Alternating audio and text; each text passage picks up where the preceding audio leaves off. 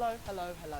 Our star performers. We're all performers. I'm a performer, you're a performer, Lily's a performer, everyone's a performer. And here we care about improving your performance. So how do we improve our performance? Let's bring out the expert, Lily Kantman.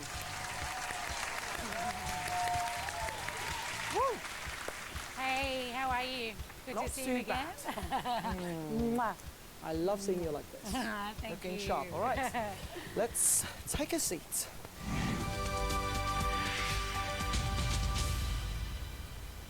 One of the most important things about being a performer is that you can listen very carefully to others to improve your own performance.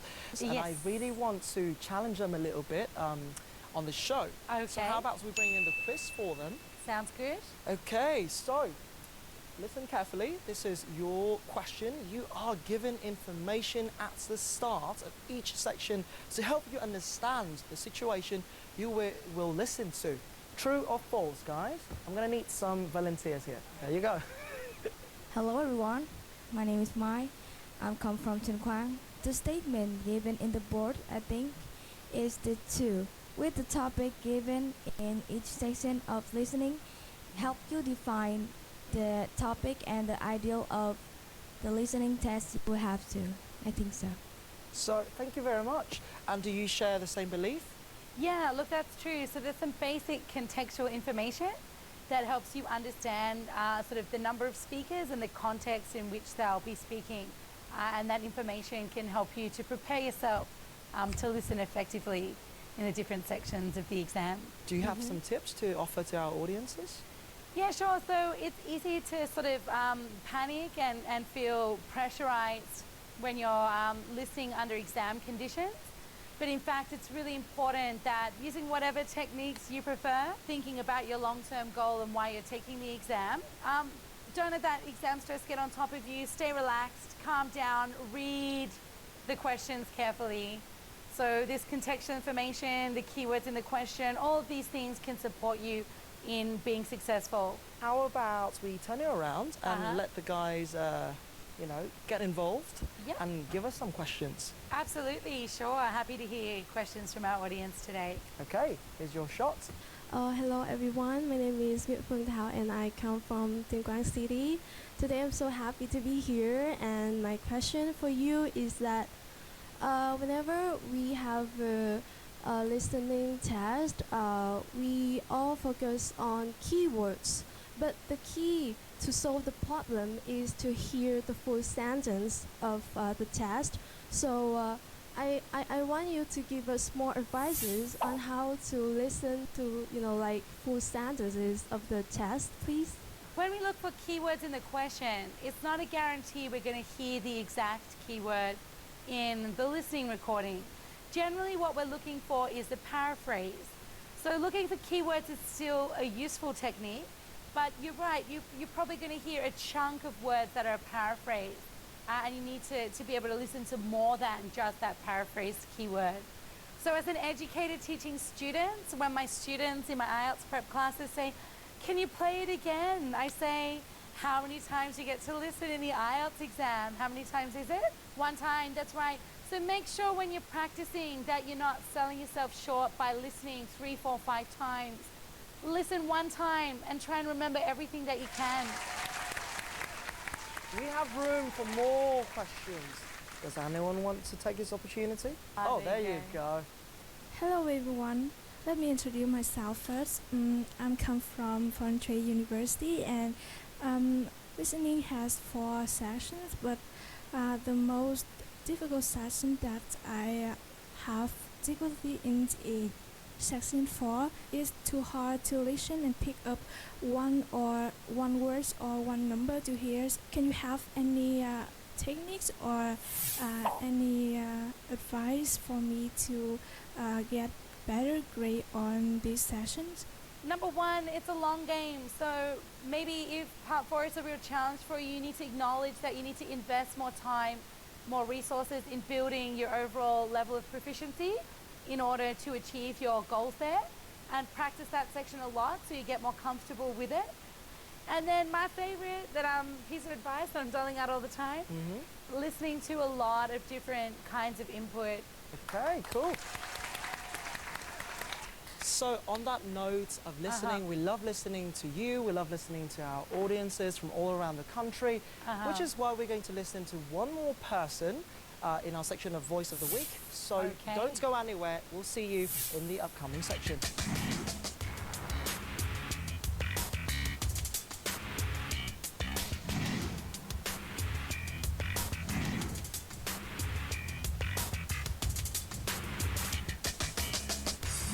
Okay, so you've seen all sorts of performers on this show, but we have another performer for Voice of the Week. So let's find out who the person might be.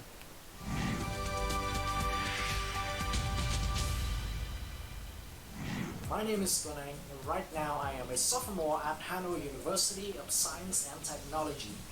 In today's video, I'm going to be telling you guys a story about my English learning journeys. That was why I literally started from zero at the beginning of my journey. And my problem got worse when my parents told me that they didn't have enough money for me to sign up a course at an English center, so I had nothing to do but learning by myself. I believed that life was just challenging me to see whether or not I deserved the big, rewarding opportunity it was about to give me. So I kept learning, trying different methods. English has changed my life. I mean, it helped me find my life purpose, which is to become an English teacher so that I can share my knowledge and my deep love for English to other people. Okay, so are you ready for a speaking test? Well, I'm rather nervous right now. This is my first time in such an enormous meeting like this, and this is my first time ever taking an IELTS exam, speaking test, so I'm really nervous. Okay, so I need a deep breath. okay, take a deep breath Yes. and let's go inside. Okay, ready? Okay, good luck. Now I can see that he's a great performer in a video, but I wanted to see if he's actually better live, because you know artists could be worse in real life. So let's bring out our friends, Tuan Anh! Hey, welcome on the show. All right, buddy. I heard that you're a great performer. How about you take the center stage now and show us what you've got? Your chance to shine. Yes, All I'm yours. ready.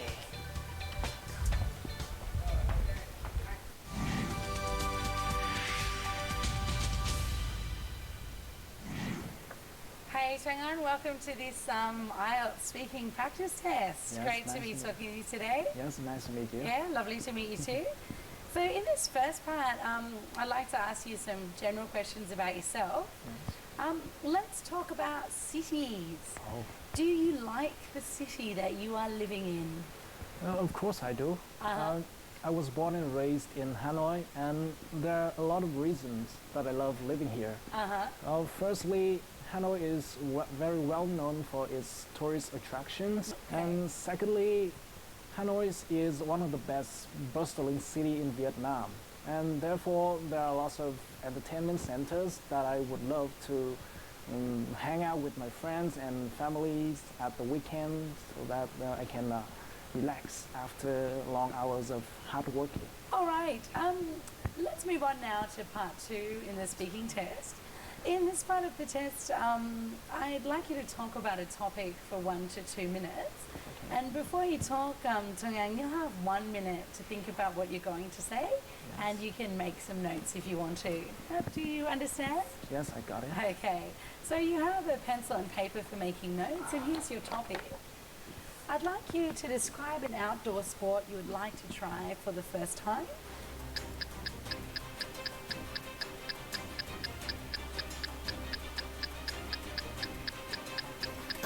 All right, so remember you have 1 to 2 minutes for this, so don't worry if I stop you. I'll tell you when the time is up. And could you start your presentation now, please? Well, as an athletic person, I have tried many kinds of sports, ranging from outdoor to indoor sports like football, volleyball, badminton, basketball. However, there is one sport that I have had many opportunities to try, but I never be bold enough to have a go at it, and that is swimming. You know, I know very cold that swimming can benefit my health immensely. I have never learned how to swim properly and reap these benefits. And let me tell you a story why I'm afraid of water. Well, in the summer vacation, after I had finished grade 5, my cousin and I went to the beach near his house. And I was so excited that as soon as seeing the seashore, I jumped right into the water. Regardless of my cousin's warnings about the big waves were coming. As a result, I fell down and lying entirely under the water. And you know, the water started going into my eyes and my nose, and I was totally putrefied. You know, that shocking experience is still obsessing me until now. And every time I see water, it flashes back and frightens me.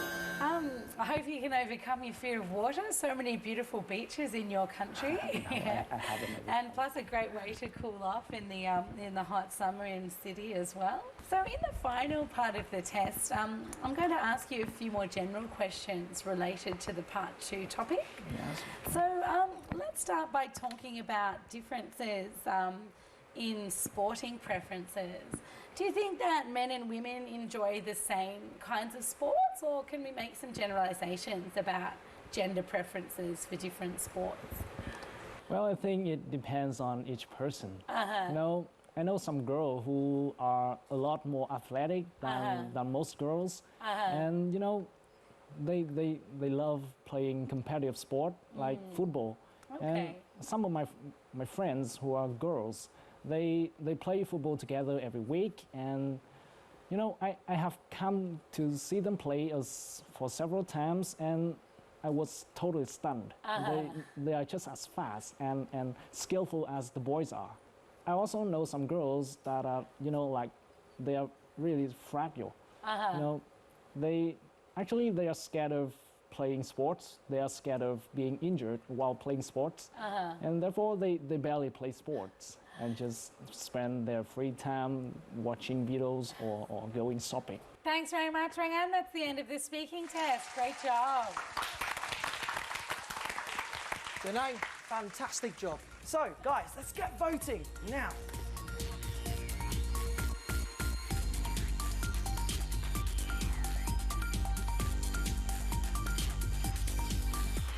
And the results are in. 46% of the audience thought that you deserved a 7.0 to 7.5, and the other 38% thought you would get a lower score of 6.5 to 7.0, and 8% of the audience thought that you would get above 7.5. So not too bad at all, right? But Lily, what do you think about his performance?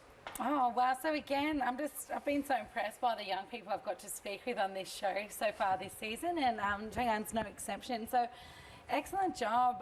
Really good fluency and coherence. So you're able to organise your ideas in a really logical way and communicate them really clearly. Also a really great range of both grammar structures and also vocabulary there, including some less common items there and some really nice collocations like benefit my health immensely, or be bold enough, or be petrified, reap the benefits, and so on. So well done on that front too.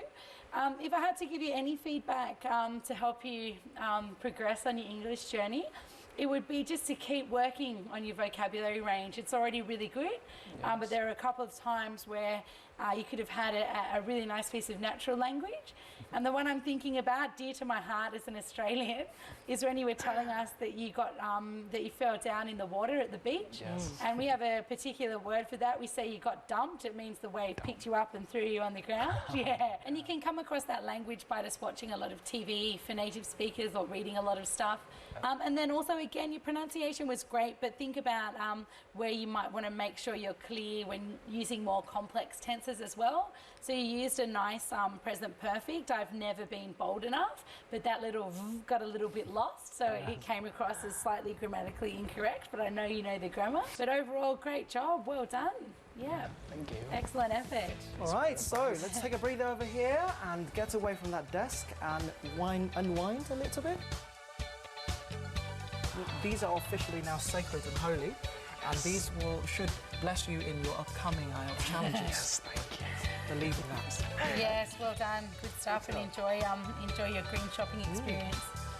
However, this is not the end of his journey. He also has got an opportunity to visit the country that both Lily and I represent, Australia, the best country ever. That's how proud we are of our nation. So what kind of uni can you encounter in Australia? Why don't you check out the following video? Let's roll the clip.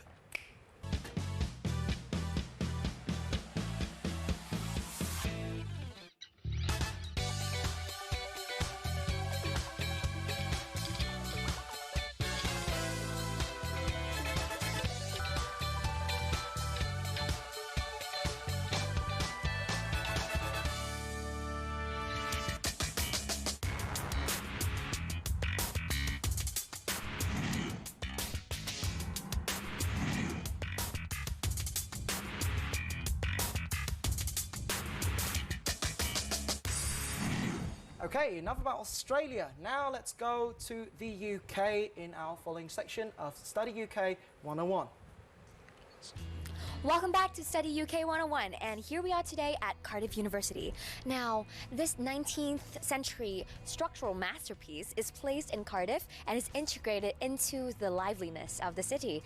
Now, what makes it so special, and what makes the students come from all over the world to this place? Stick around and we'll show you. See you!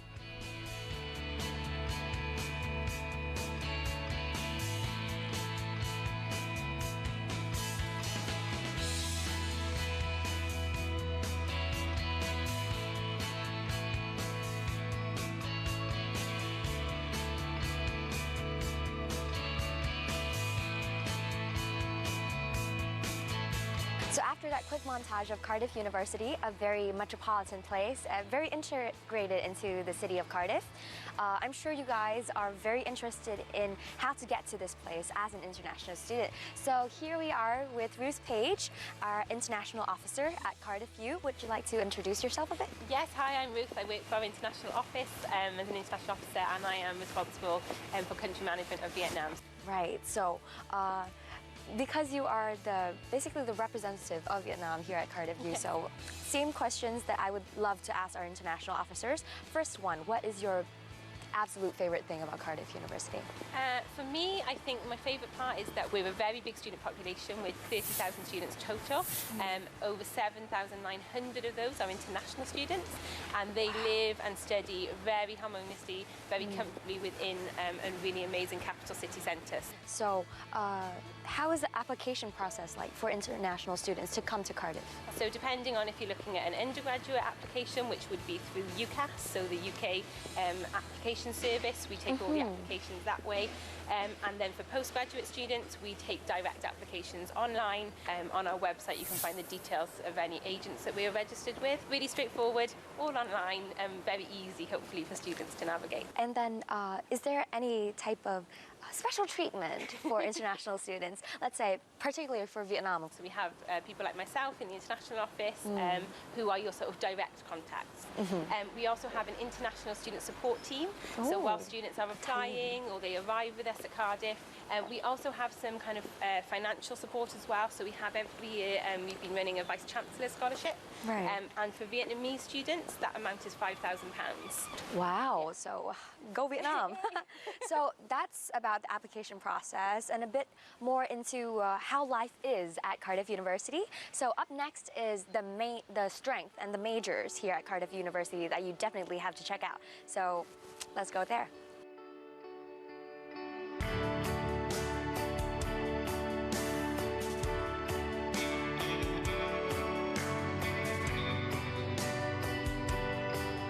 My name is Lê Võ Phương Mai, and I am a senior lecturer in economics at the Cardiff Business School, and I am also a director of the International Economics, Banking and Finance and Financial Economics MSc degree here. So the Cardiff Business School and Cardiff University itself is a research-led institution.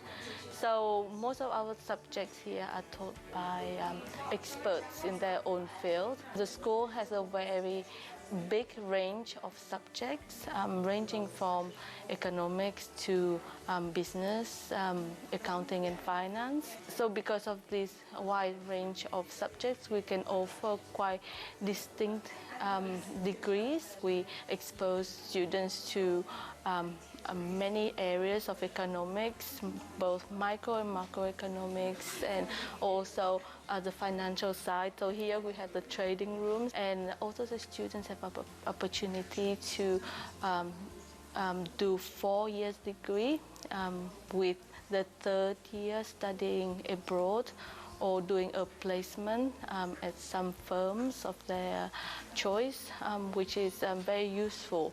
And I think for international student is might be one of selling points for international students, because the exposure to the local market and local culture, business culture, is very important. We always have recruitment fair, and the student can go along and find out about their business, how to apply for the jobs there. But for international students in general, I think the best thing is try to do their best in the year 1 and year 2, get very good marks, and apply for internship.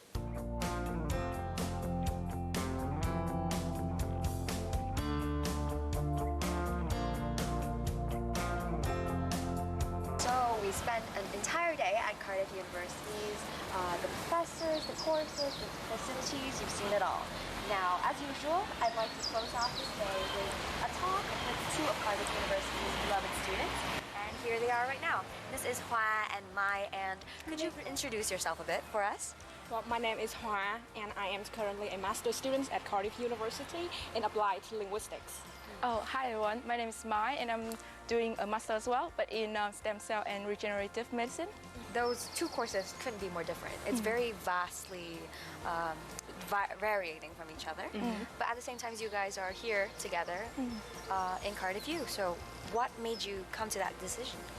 Well, the most important factor for me is the content of the course. So I have researched a lot of different courses. So applied linguistics in many other different universities tend to focus a lot on language teaching.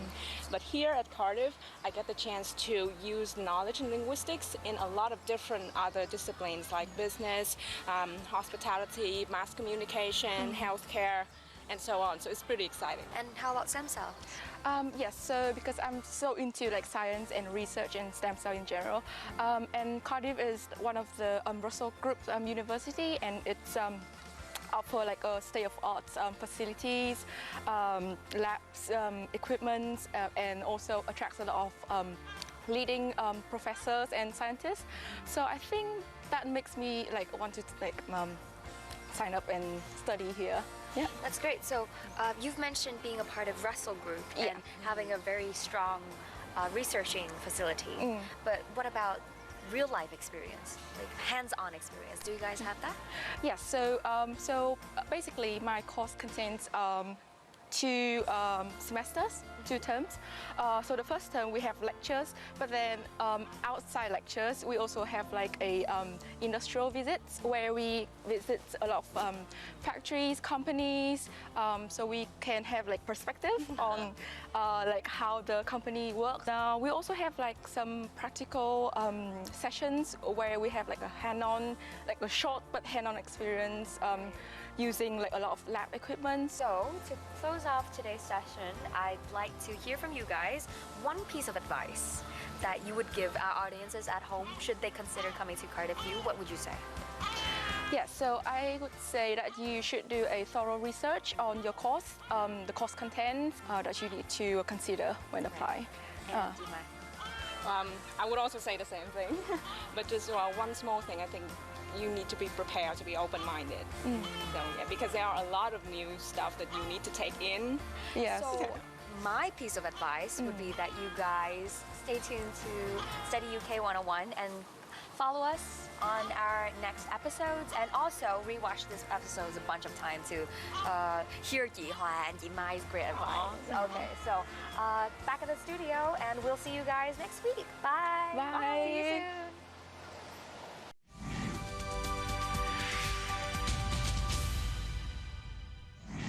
From Cardiff, we did not only come back with just a video, we also